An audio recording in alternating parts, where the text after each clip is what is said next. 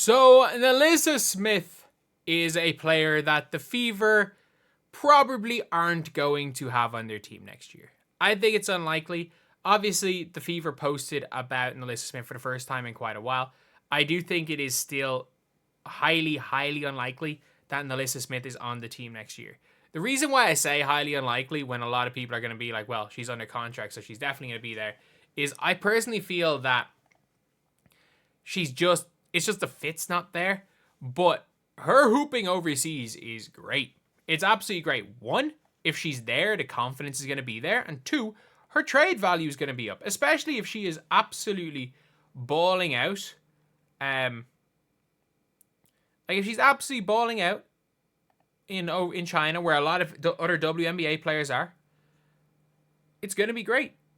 You can see here from the she was 13 of 15 in the field, 5 of 5 from the free throw line. I've watched a couple of games where Nalyssa Smith has played, and look, Nalyssa Smith has showed exactly what I said. There is a player in there, just unlikely a player for Indiana.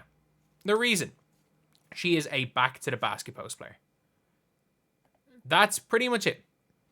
She is a back to the basket post player, and she is not the greatest face-up player in the world.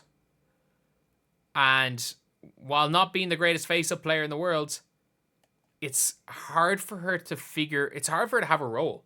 She's not the greatest cutter. She's not the greatest off-ball player. She's not really shooting the three ball. So in the offense, it's hard because she doesn't play with the ultra high motor. And as I've said tons of times, at least this is kind of, I get it. You might be saying this is the Chinese league, but it's like you're playing against WNBA level post players in a lot of games.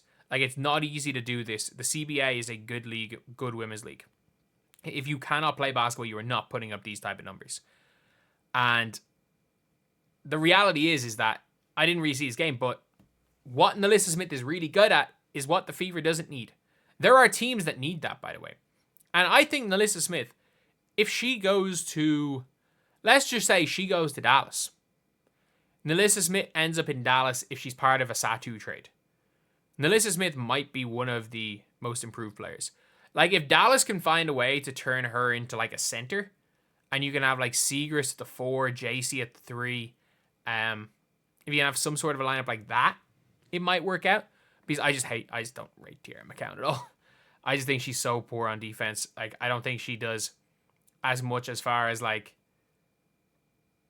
I just don't really rate her, to be honest. But Nalyssa Smith is just, she's somebody that has all the ability in the world. It's tough with her because of the way, just what her strengths are. Her strengths are backing down, posting up, fadeaway-ish jump shots, drives to the basket. Like, she is a combo.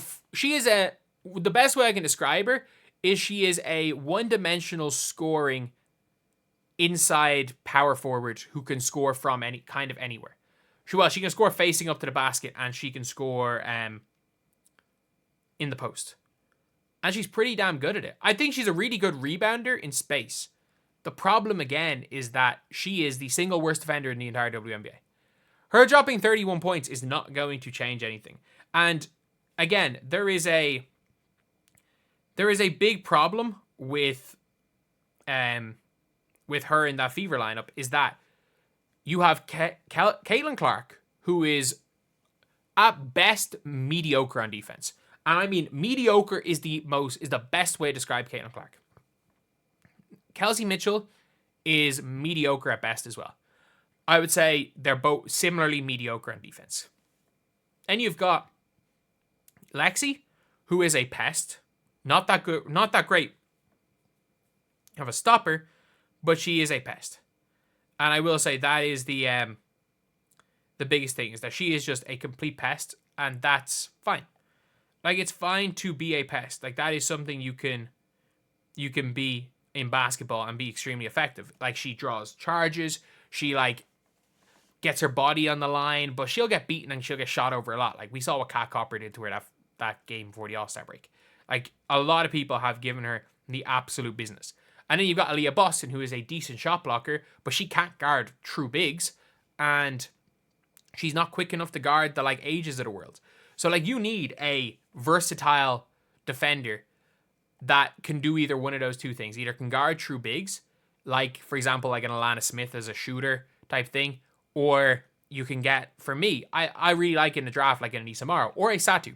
Satu can, there's nothing Satu can't really do on the floor. Like, she's a unicorn. And that's the thing with Nalyssa Smith, is that what she's showing overseas in China is that she can play. Like, there's no ifs, ands, or buts about it. Like, Nalyssa Smith is a W player. A lot of people are like, oh, she's going to be out of the league soon. It's like, there's not a hope. Not a hope that she's out of the league soon. Like, she is completely a WNBA player. But the reality of the situation is that there's a difference between being a WNBA player and fitting in on every team. And people, that's just sports. Like, Tyrese Halliburton and De'Aaron Fox couldn't play together. Not saying that she's either one of those players, but, like, those two couldn't play together on the same team.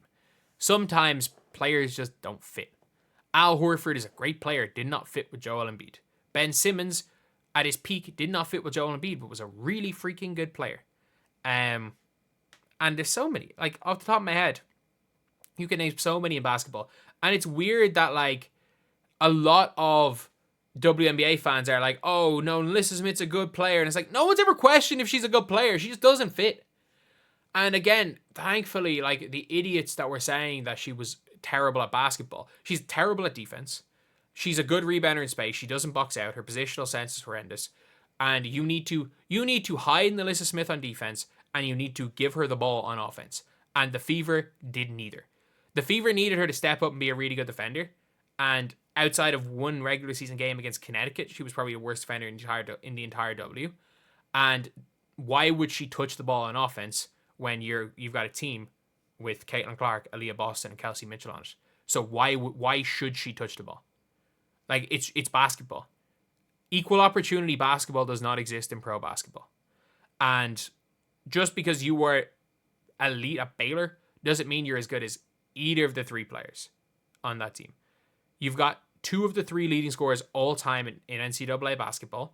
You've got the best point guard in the W. And you have got, ironically, the National Player of the Year from your senior season in college. They're all better than her at basketball. So she shouldn't expect the ball. The problem is she doesn't do enough of the little things to be worth being on the floor when she doesn't touch the ball.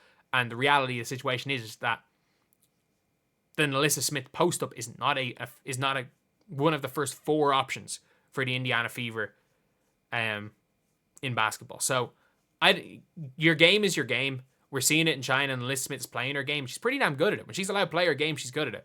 Unfortunately, that does not fit with what Caitlin Clark is trying to do. So anyway, that's the video. Thank you guys for watching. Please like, comment, and subscribe.